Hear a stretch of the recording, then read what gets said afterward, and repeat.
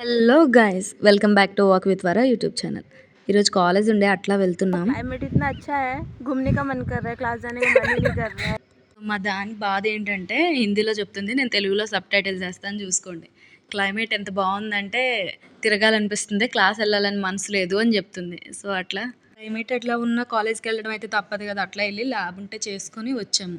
మా ల్యాబ్లో ఎప్పుడు ఈ కాటా చూసినా రెండు పిల్లులు రొట్టె ముక్క కోతి కథే గుర్తొస్తుందండి। మీకు తెలుసా? తెలిస్తే కామెంట్ చేయండి। సో అట్లా ల్యాబ్ చేసుకున్నాక ల్యాబ్లో ఉన్న విచిత్రమైన ఎక్విప్మెంట్స్ని విచిత్రంగా చూసుకొని అట్లా అట్లా వచ్చేసాము। సో సాయంత్రం వచ్చేటప్పుడు చెప్పానుగా, ఈ మిర్రర్ ఈ మధ్యన చాలా బాగా నచ్చుతుంది। అట్లా చూసుకొని వెళ్ళే ముందు చూసుకున్న ఒక అందం మేము వచ్చేసేటప్పుడు చూస్తాం హాస్టల్కి। అట్లా చూసుకొని ఏవేవో కబుర్లు చెప్పుకొని అట్లా హాస్టల్కి వచ్చేస్తాము। మా హాస్టల్కి జస్ట్ బ్యాక్ సైడే మా కాలేజ్ ఉంటుంది।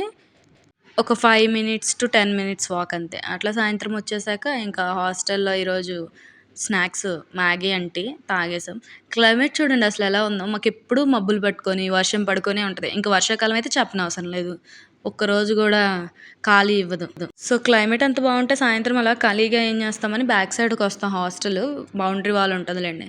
సో అలా ఇదివరకు జిమ్ రాకముందు అయితే ఇవే ఎక్సర్సైజ్ బాగా చేసేవాళ్ళు। ఇక్కడ చాలామంది అమ్మాయిలు ఉండేవాళ్ళు, కొంతమంది ఫోన్లు మాట్లాడడం, జస్ట్ అలా నేచర్ని చూస్తూ కూర్చోవడం, ఎక్సర్సైజ్ చేసుకోవడం, అట్లా ఎంజాయ్మెంట్ ఉండే। ఇప్పుడు అవన్నీ తగ్గిపోయినాయి జిమ్ వచ్చాక।